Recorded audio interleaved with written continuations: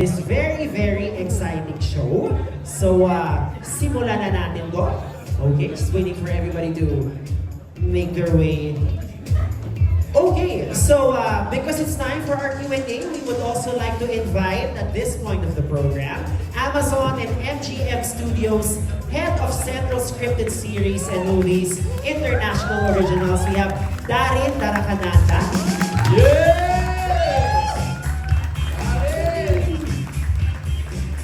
Go! Yes, and we also have our show producer, Miss Madonna Tarayo. And we have LOL Philippines director, Direct Randolph Lopez. To join our guest on stage.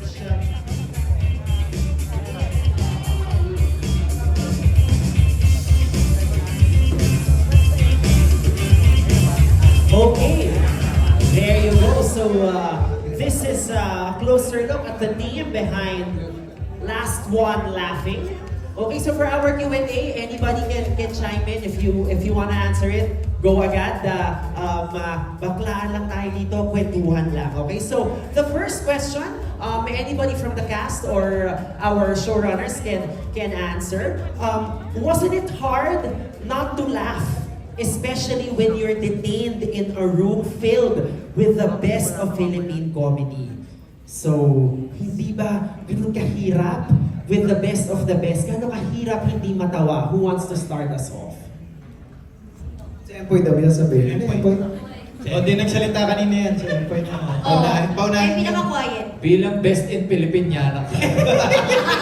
Ikaw. Magandaan niya. Umarka daw yan. Nagpalit ako kanina. Well thought of. Pero nagpalit ulit ako. Ganda ng concept. Yeah, so gano'n kahirap hindi matawa with this amazing group of comedians in the show? Well, it's very difficult to be... Yeah? Ano medyo mahirap talaga para sa amin lahat. Kasi titigan mo pa lang yung mga pagmumukha nila. Yung kami lahat sa loob ng bahay, yung talagang minanatili namin doon. Mahirap talaga para sa amin. At ano ulit yun? Nagkahagahang. So ganun siya kahirap na meron pa sigurong PTSD from the experience. Anybody else want to answer the question? How hard was it? Nakaka-intimidate ba at first? It's Yes, very, Kim. very Yes, hard. Kim. It's very, very hard. English. Yes. Yes. Ay, Ako, bakit pag-English tinuturo mo kami ni Kim? Parang, go Kim, go. Hindi kasi ako, sinabi English ko nga. No, because earlier at the Pocket Press Con. What? I'm sorry. No, I mean like as the youngest. Charing. Pero seryoso kasi, ako po kasi tinitingala ko po lahat po ng mga nandito. Kasi ako nga po yung pinaka bata. So parang simulat sa pool, ina-idol ko na po talaga silang lahat. At sobrang bungis-ngis ko po kasing tao talaga. At nakikita naman po yun sa mga vlogs and sa interviews ko, kahit po sa podcast namin ni Jay. So it was really hard for me at first. Actually, when it started, I even asked the team kung bakit ako kinuha. Kasi alam naman mga tao, sobrang bungis-ngis kong tao. So, they told me it's really the reaction of what I'm going to do dun sa show. Na lumabas naman siya talaga because we were told that hindi kami pwedeng tumawa, umiti, or smirk, or even the smallest na makita yung teeth namin. So, it's really, we could actually show different kinds of emotions, which I think nakita naman dun po sa trailer po namin na may snippet doon na umiyak talaga ako because that's the only thing I could do, really. Kung may emosyon akong ilalabas, nag-isip na lang ako na malulungkot kong, alam mo yun, basta umiyak na lang talaga ako sa mga corners, ganyan. So it was really difficult for me personally, and with everyone as well. So yeah, that's it, thank you. Yes. Thank So- you, candidate number 5. Yeah, we saw that trailer kanina, so I guess this one is for Meme. Sa trailer, ang daming clips na tawang-tawa ka. So, ano yung pakiramdam na ikaw na yung pwedeng tumawa hanggang sila ay talagang game face? I enjoyed my privilege. Oo, kasi nakakatawa talaga. Kasi ang sarap kasi ako lang yung may pagkakataon, yung may karapatang i-enjoy yung ginagawa nila. Yun, silang lahat, ang saya-saya dun sa loob ng bahay pero wala silang karapatang i-enjoy, ingiti, o i-appreciate yung ginagawang comedy ng bawat isa. So ako, 6 na oras akong nanonood ng free show. So tawa lang ako ng tawa. So sila, kaya sabi, ang hirap nun para sa kanila, di ba? Kasi, di ba, lahat tayo gusto nating i-enjoy yung nakakatawa eh. Ang sarap nun sa pakiramdam. Pero yung pinipigil mo yun, napakahirap nun. Ang dami tumatakbo sa mga utak nila. Eh ako, wala, nakaupo lang ako nun, pindot lang ako ng pindot, utos lang ako ng utos. So pinakamasarap talaga yung buhay ko. 6 na oras silang nagpapatawa, tapos nanonood lang ako ng libre. Okay. Negi, sobra ka doon kanina nung sinabi ni Meme na talagang hirap na hirap kayo. But share with us that experience. Oo, sobra talaga kasi parang kagaya namin, like ako, galing ako sa comedy bar. So, yung masaya yung hindi masaya. Galing ako tayo sa comedy, tayo Sa dalawa, hirap, diba? sa exam. Like ako, galing ako sa hirap. Wow! So, pero may mayaman na siya, kaya naman tingnan mo, kulay aligin na siya. oo. Akala ko maganda sa maniking to. Parang tayong Christmas. Mahirap kasi talaga kasi makita mo, sabi nga ni Empoy kanina, makita pa lang yung itsura like si Ate Peachy, yung wala pang Ang ginagawa. ate mo ko. Si Nanay Peachy, and then si Peachy. Kasi sinasure ko na kung bata ka. Ang bata pa. Sige. Hindi siya kasi yung parang kahit wala pang ginagawa, talagang tatawa ka. Tapos ang hirap magpigil. Yung Oo. hihinga, ang hirap pigilin, paano ba yung tawa? True. Anybody else wanna share how hard it was before we move on? Ito si Mayor. Si Berting Labra. Sa pelikula nga si Macbeth. Si Jason, yung wala pang ginagawa, alam mo, Luisans candidate siya sa election. Hindi pa nagpapahil ng candidacy, pero alam mo, Luisans candidate siya. Papagulo na. Hindi, mahirap naman talaga din. Saka mahirap din kapag magpapatawa ka rin sa harapan ng mga mga komedyante. Kaya ang kryptonite ko doon, ito talaga si Negi. Talaga, panoodin nyo, paano kami, minsan nag-iiwasan kami dalawa dito kasi nga, di ko alam. Kasi may nakaraan sila Huwag nila. na ako, Jamil pa. Tapos kami naman ito si Chad, lagi Yes, na si ako. Ruthie. Go. Siya, parang pinagtutulungan nila ako lahat eh. Hindi kasi ang kryptonite naman namin lahat talaga. Si RTP. Kaya ang hirap sa buhay ko, ang hirap. Yeah, Parang ganyan. lagi na lang akong galit. Shh, mga dyan ko lang. Tumigil na. Pinaragahan ka ulit. Ulo! Kanina ka pa! Pero siya nagalit-galitan. Alright, okay, so let's move on siguro to our showrunner. So the format, of course, is very new and we are very intrigued with the show. So what we want to know is ano ang mangyayari pag may natawa? So do share with us the mechanics of the show. And similar to the international franchise, kapag tumawa sila, may hindi man eliminated kaagad, may warning. So may yellow card sila. Pero as simple as smiling or konting lift lang ng lips niya, smirk, na yun, counted yun kaagad as smile. And then kapag ulitin nila yun, mapapatawan sila ng red card, automatically eliminated from the show, from the contest. So yung red card na minention nga natin kanina, that's basically a signal of somebody getting eliminated. So balik lang tayo kay Meme. Dahil nga kanina sabi mo, all you could do was laugh and enjoy the show. Gusto namin malaman, may ambag ka din ba para mapatawa yung mga contestants? Meron ka rin bang attempt to maybe eliminate some of them? Wala akong ambag para patawanin sila. Pero pag pumapasok ako sa loob, yun lang yung time na pwede silang mag-enjoy with me. So nagtatawanan kami, doon na lang kami naghaharutan, nagbibiruan kami kasi tuwing papasok ako sa loob ng bahay, ibig sabihin, meron akong pangit na balitang ibibigay sa kanila. So bago ko ibigay yung bad news or yung verdict, mag-uusap-usap na muna kami doon, but doon lang yung chance nila na pwedeng tumawa at makipagharutan sa akin. So safe space ka pala doon. Yes. Very, very. Pero pag nandun ako sa loob, hindi na sila safe. Oo, isa sa kanila na raw matitigo. Oh, okay. So the plot thickens. So again, another question naman about the cast. Sino sa inyo ang biggest threat nung day one, nung una kayo nagkita-kita? Who did you consider as your biggest threat in the competition? Yes, Chad. Ako talaga, si Ate Peachy talaga, si Rufame Quinto talaga. Yung pagkita mo pala kasi sa kanya, kasi alam mong hindi siya ito ang pinakamahirap kay Ate Peachy. Hindi siya nagpapatawa, pero nakakatawa. She has no intentions of making you laugh, but a simple gesture yung smirk, yan, ganyan. Walang ginagawa niya.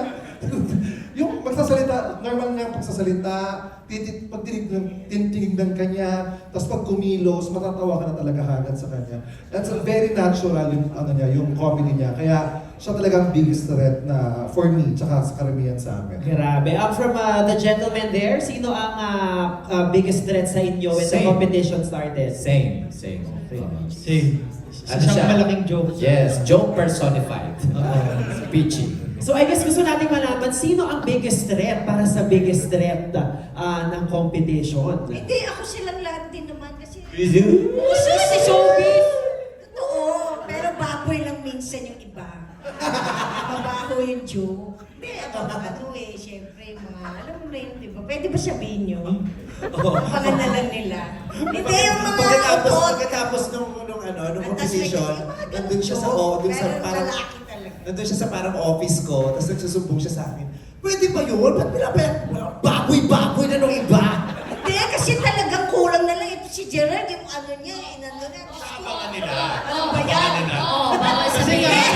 wala ko sinabi, ano lang. Kasi nga wala na kami pag-asa. Kailangan So anyways, yun. Pero actually, ayan, si Gerard, ito, parang lahat sila pinagtutulungan nila akong lahat. Kaya, Wag lang natin wag lang natin Oo. kwento yung actual na nangyari. Oo. Kasi baka bigyan lang natin sila ng idea. ng ano lang. Timodo po silang lahat. May nagtalik po sa loob ng Aminin na namin. Chat, aminin na namin. Lalaki sa lalaki. Actually, 9 months na to. Neki, magiging ama ka na. Okay. Siguro this question is for Tuesday. Yes. So this is a strategy game. So may mga alliances bang naganap very quickly? Oo. Pagpasok ko kasi para lang sa awareness ng press, wala po kaming kaalam-alam kung sinong makakalaban namin. So yun yung, ang sabi lang 10. Kaya nung pumasok si Vice, pag 11, lalo kaming natakot, kala namin kasali siya. Sa totoong buhay. Akala namin ni Kim Kuswal, talo no. Totoo, kasi isa-isang pumapasok. So lahat isa-isa.